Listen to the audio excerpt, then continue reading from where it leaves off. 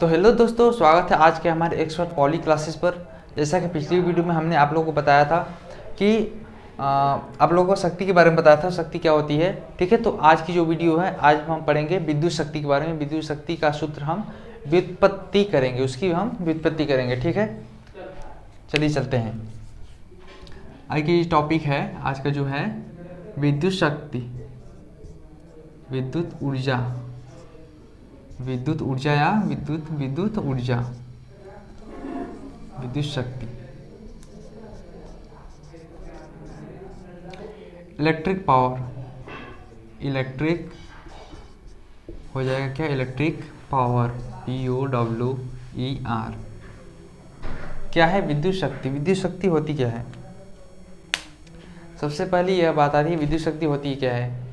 तो इलेक्ट्रिसिटी में जैसे कोई हमारा सर्किट है, उसमें I एम्पीयर की धारा प्रवाहित होती है, और यदि उसके उनके सिरों के बीच विभवांतर हमारा भी उत्पन्न हो रहा हो, तो उन्हीं की दोनों के द्वारा हमारा क्या मिलकर बनता है, विद्युत शक्ति का निर्माण होता है। ठीक है, तो आइए सीधे सीधे इसका सूत्र व्युत्पत्ति करते हैं।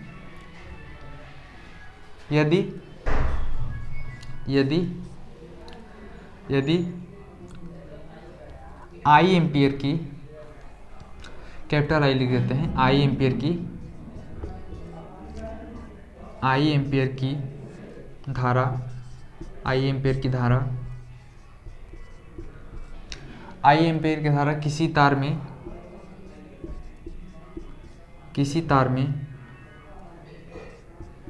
तार में प्रवाहित होती है, किसी तार में प्रवाहित होती है तथा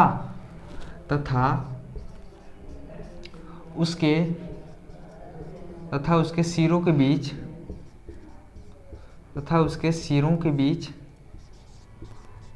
बीच विभवांतर,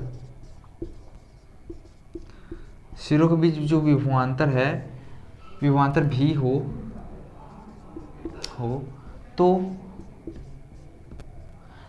तो I करंट I द्वारा किया गया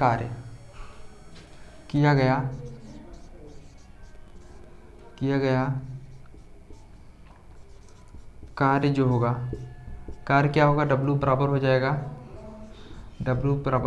VIT।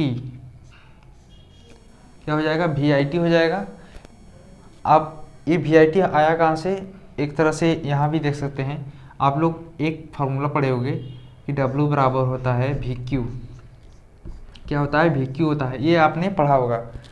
और Q बराबर होता है क्या, IT। Q बराबर होता है IT। Q बराबर होता है, Q है हमारा यहाँ पर आवेश होता है, Q बराबर होता है IT, आप लोग पढ़े होंगे।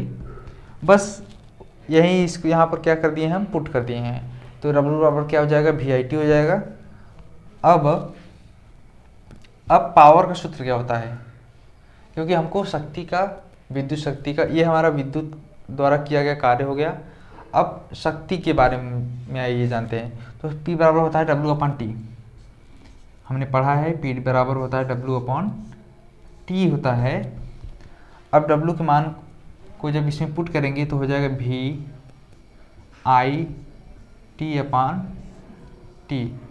T से T हो जाएगा कैंसिल, तो निकल कर आ जाएगा हमारा P बराबर VI।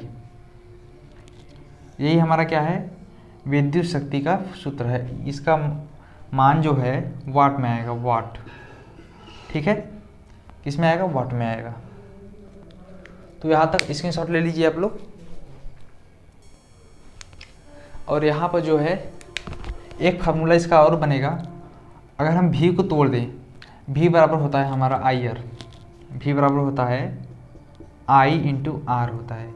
अगर हम V को भी तोड़ दें तो हमारा P बराबर निकल के कितना आ जाएगा, P बराबर, अगर यहीं पे देखें, P बराबर आ जाएगा हमारा, V को IR हम लिख सकते हैं, IR और एक I और पहले से है, दोनों मिलकर हो जाएंगे I² × R, यानी कि P बराबर हो जाएगा हमारा,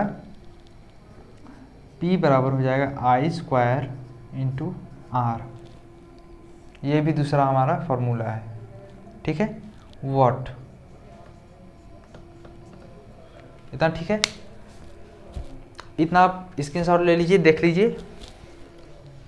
अब हम चलेंगे नेक्स्ट टॉपिक पर। नेक्स्ट टॉपिक है हमारा बचा हुआ है जो अंतिम है, ऊर्जा। नेक्स्ट टॉपिक है ऊर्जा।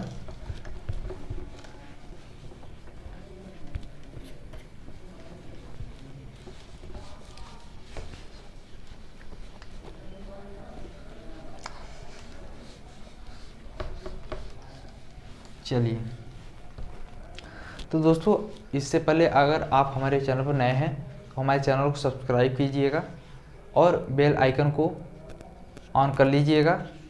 अपने अधिक से अधिक अपने दोस्तों को हमारे वीडियो को शेयर कीजिए, ठीक है। अब चलते हैं, चलिए नेक्स्ट नेक्स्ट टॉपिक पर। नेक्स्ट टॉपिक है हमारा ऊर्जा। ऊर्जा, ठीक है। Energy, NERGY। एनर्जी होती क्या है, ठीक है। एनर्जी क्या होती है? तो जो एनर्जी होती है किसी वस्तु के कार्य करने की क्षमता होती है।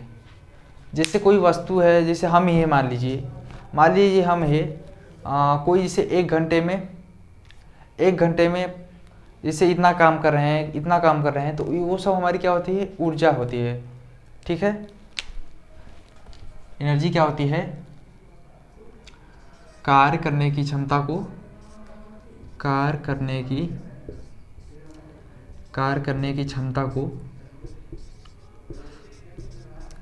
क्षमता को एनर्जी कहते हैं। एनर्जी यानी कि ऊर्जा कहते हैं,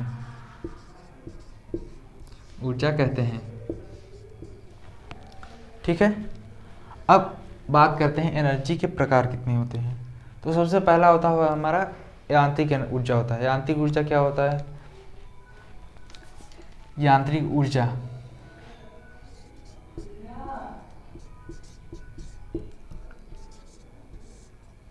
यांत्रिक ऊर्जा,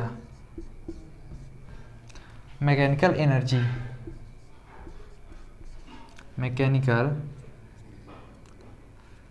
ये रहेगा मैकेनिकल एनर्जी, ठीक है। क्या होता है? यांत्रिक ऊर्जा के दो प्रकार होते हैं। यांत्रिक ऊर्जा के दो प्रकार होते हैं। पहला जिसमें से होता है हमारा गतिज ऊर्जा,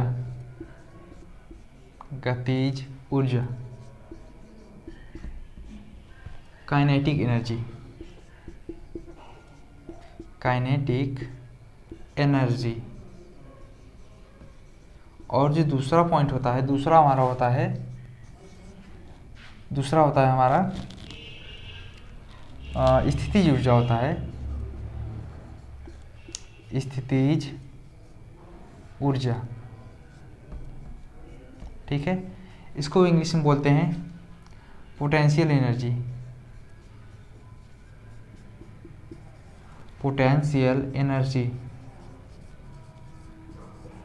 ठीक है। यांत्रिक ऊर्जा जो होती है हमारी दो प्रकार की होती है। पहला होता है हमारा गतिज ऊर्जा होता है, और जो दूसरा यहाँ पर होता है वो होता है स्थितिज ऊर्जा, ठीक है। यांत्रिक ऊर्जा के दो प्रकार होते हैं। पहला होता है इसमें से गतिज ऊर्जा होता है, और दूसरा होता है स्थितिज ऊर्जा होता है, ठीक है। अब क्या करते हैं, अब बारी बारी से इनको हम यहाँ तक आप लिख लीजिए। बारी बारी से हम दोनों ऊर्जा को हम डिफाइन करेंगे। चलिए, हो गया। अब हम चलते हैं आगे, जिसमें से हम पहला लेकर चलेंगे गतिज ऊर्जा, ठीक है। गतिज ऊर्जा,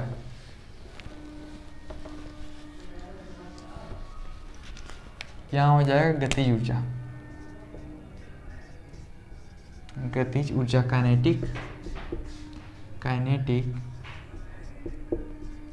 एनर्जी,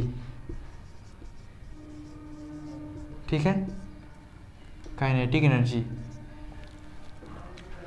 अब गतिज ऊर्जा होती क्या है, सबसे पहले यह जान लेते हैं कि यह देखिए, किसी भी वस्तु में उसके गति के कारण जो उसमें ऊर्जा निहित होती है वही ऊर्जा क्या कहलाती है, उसकी गतिज ऊर्जा होती है, ठीक है।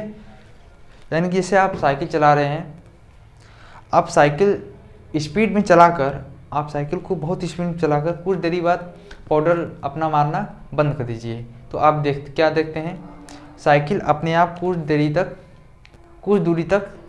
दूरी तय करती है। किसके कारण, इसी गतिज ऊर्जा के कारण, क्योंकि उसमें आपके रफ्तार होने के कारण उसमें क्या आ जाता है, गतिज ऊर्जा आ जाता है। तो उसी कारण, उसकी गति के कारण जो ऊर्जा उसमें उत्पन्न होती है वही होती है हमारी काइनेटिक एनर्जी, ठीक है। जैसे मान लीजिए आप कोई हल्का सामान है, आप अकेले साइकिल पर जा रहे हैं, तो क्या होगा, आप अकेले साइकिल पर जा रहे हैं और आप एक दूसरा आदमी एक दूसरे लोग को पीछे बैठाकर लेके जा रहा है, तो इसमें से किसका काइनेटिक एनर्जी ज़्यादा होगा, ठीक है।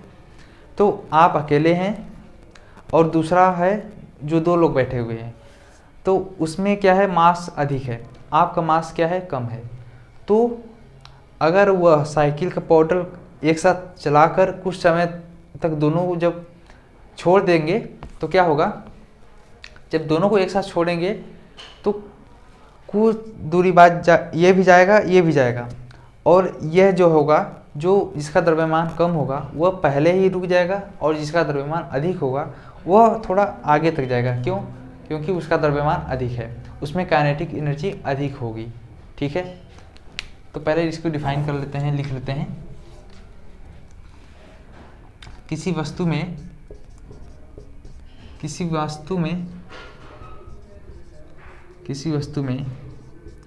उसके गति के कारण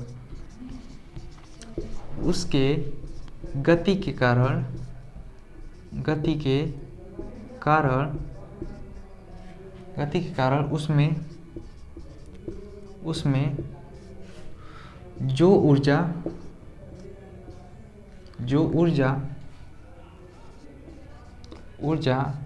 निहित होती है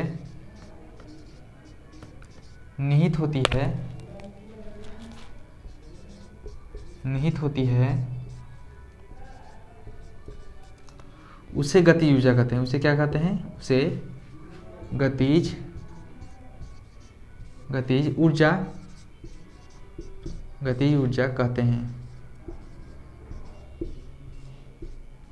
कहते हैं।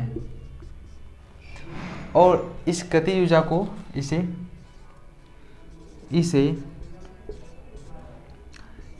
E के द्वारा, E for energy, K for kinetic मतलब वही हमारा गतिज ऊर्जा, इसे E के द्वारा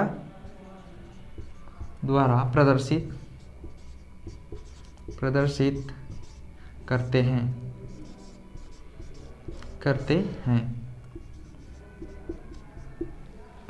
ठीक है। इसे E के द्वारा प्रदर्शित करते हैं। और दूसरा जो पॉइंट होगा इसमें वह यह होगा, इसका मात्रक जो होता है, इसका मात्रक क्या होगा, क्योंकि यह क्या है, एक प्रकार का ऊर्जा है। ऊर्जा कार्य का भी क्या होता था, उसमें भी ऊर्जा होता था। तो यानी कि जो हमारा कार्य का मात्रक होगा वही हमारा गतिज ऊर्जा का भी मात्रक होगा। एक तरह से जितने भी ऊर्जे होते हैं सबका मात्रक वही होता है, इसे एक हिस्से में होता है। इसका मात्रक भी क्या हो जाएगा हमारा, जूल। इसका मात्रक जूल होता है। अब तीसरा पॉइंट है, इसकी बीमा की बात कर लेते हैं। इसकी बीमा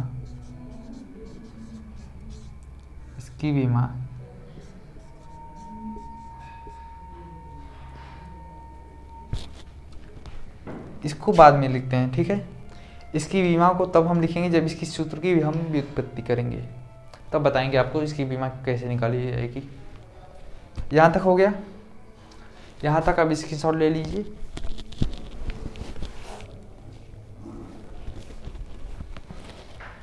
ठीक है, अब इस पॉइंट को हम यहाँ से मिटा देते हैं क्योंकि जगह कम है, हमको इसी जगह में पूरा करना है। इसका सूत्र की इसकी व्युत्पत्ति करनी होगी। ठीक है, अब क्या है, अब सबसे पहले मान लीजिए, माना किसी पिंड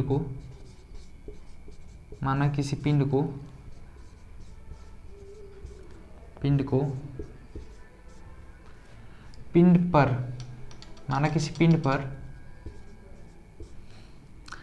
F बल लगाकर A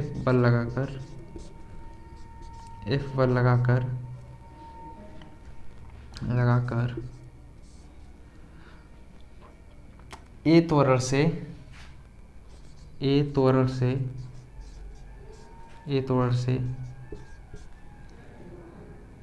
गति कराया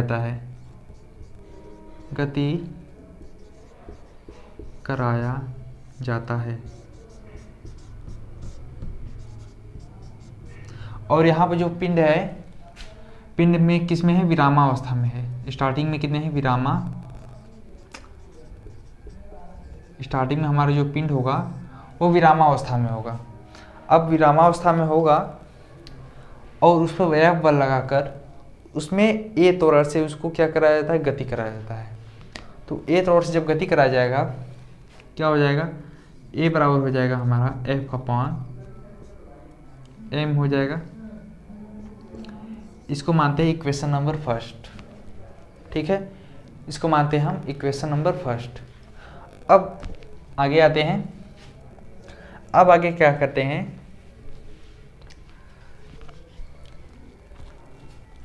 अब चूंकि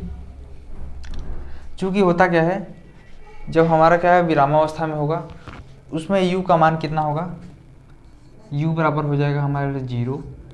मान लीजिए अंतिम वेग हमारा क्या है, v है। जो हमारा अंतिम वेग होगा v बराबर v होगा। मान लीजिए क्या है विरामावस्था से स्टार्ट करता है तो u बराबर प्रारंभिक वेग उसका होगा 0 होगा और अंतिम वेग जो होगा v होगा। ठीक है, अब करते हैं ये है कि v square equal to u square plus 2as, ये फार्मूला आपने ज़रूर पढ़ा होगा। ये न्यूटन का तीसरा फार्मूला है, ये फार्मूला पढ़ा होगा। इसमें जब उसको हम पुट करते हैं तो क्या हो जाएगा, यहाँ पर हो जाएगा v square equal to u हमारा 0 है, u हमारा 0 हो जाएगा प्लस 2as। हमको इसमें a का मान हम इसमें समीकरण 1 से हम लेकर इसमें पुट करेंगे तो क्या होता है, v स्क्वायर हो जाएगा इक्वल टू 2, a का मान रख देते हैं F/m इंटू s। क्या हो गया हमारा, v square equal to 2 into F into s upon के m। ठीक है, अब करते हैं, अब यहाँ पर हम करते हैं Fs को v square equal to 2 into F into s upon m। अब हम करते हैं ये है Fs को छोड़कर बाकी सबको उस तरफ भेजते हैं। उस तरफ भेजेंगे तो क्या हो जाएगा, mv स्क्वायर 2 इंटू में है चला जाएगा बटे में equal to F into S. ठीक है, अब यहाँ तक हो गया। इसे इस तरह लिख देते हैं Fs equal to mv square upon 2। इतना हो गया। अब चूंकि F into S equal to क्या होता है, हमने क्या बताया है, F into S equal to होता है वर्क, W बराबर होता है F इंटू एस, ये होता है। तो क्या हो जाएगा हमारा W बराबर हो जाएगा m v स्क्वायर अपॉन 2। अब तो आप यहाँ सोच रहे होंगे कि यहाँ पर तो हमको W प्राप्त हुआ है, तो हम काइनेटिक एनर्जी कैसे करेंगे इसके बराबर। ये तो है काइनेटिक एनर्जी का सूत्र, लेकिन यहाँ पर W आ गया, वो भी कैसे आप इसे हटाएंगे। तो बात यह आती है कि अगर हम साइकिल जैसे है, साइकिल को गति कब, कोई भी पिंड है इसको गति कब कराएंगे, जब उस पर कोई कार्य करेंगे तभी ना वो पिंड हमारी गति करेगी। जब उस पर कोई हम कार्य करेंगे, जब तक हम कार्य नहीं करेंगे तब तक उसमें कोई गति नहीं होगी। जब कार्य करेंगे तभी हमारी उसमें क्या होगी, गति होगी। यानी कि जो हमारा वर्क है, किया गया कार्य जो होगा, किया गया कार्य इक्वल टू होगा गतिज ऊर्जा। किया हम कार्य कर रहे हैं तो उसमें ऊर्जा तो लग रही है ना, वही ऊर्जा है हमारी ना।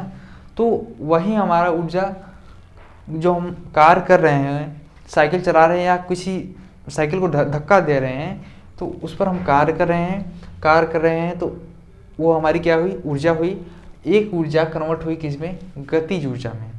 जब हम उसको पुश करेंगे तभी वह साइकिल चलेगी, कुछ समय तक रन करेगी, गति करेगी, उसमें क्या होगा, गतिज ऊर्जा होगा। आशा करते हैं आप लोग समझ पा रहे होंगे। तो यहाँ पर होगा, किया गया कार्य होगा किसके बराबर, गतिज ऊर्जा के बराबर हो जाएगा। तो चूँकि इसलिए क्या हो जाएगा हमारा, W बराबर हो जाएगा E के। चूँकि W बराबर E के, इसलिए क्या हो जाएगा यहाँ पर हो जाएगा E के equal to m v square upon 2। ये निकल कर आ गया हमारा पूरा फार्मूला। इसका भी मात्रक हो जाएगा जूल, क्योंकि यह भी हमारा क्या है, एक प्रकार की ऊर्जा है।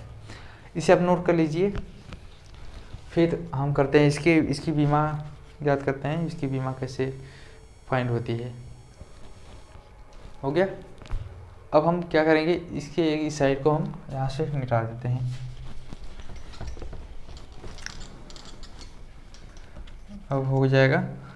अब यहाँ देखिए, अब ई के यहाँ पर क्या है, एम भी स्क्वायर, ये तो हमारा कांस्टेंट है, दो हमारा क्या है, कांस्टेंट है। इसकी बीमा नहीं होती, इन दोनों की सिर्फ हम बीमा यहाँ पर लिखेंगे।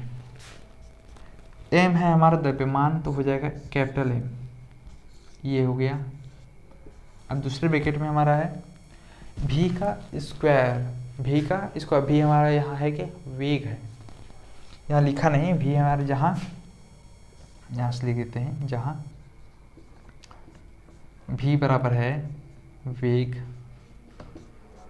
और m क्या है, द्रव्यमान। m क्या है, हमारा द्रव्यमान है, ठीक है। अब भी स्क्वायर है, भी हमारा वेग है, वेग की बीमा होती है LT-1 होती है।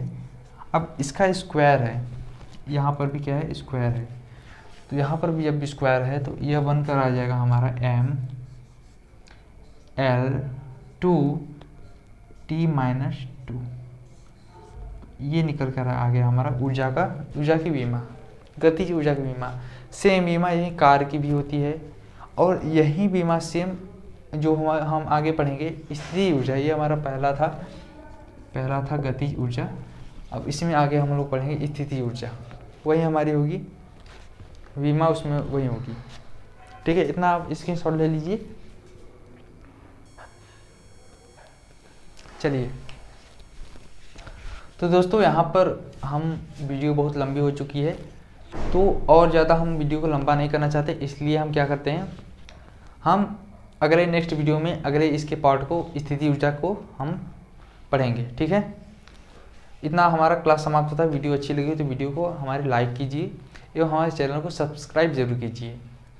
ठीक है, आप अपने दोस्तों को अधिक से अधिक शेयर कीजिए ताकि उनके पास भी ये वीडियो हमारा पहुँचे। ठीक है दोस्तों, फिर चलते हैं नेक्स्ट वीडियो में। Bye bye.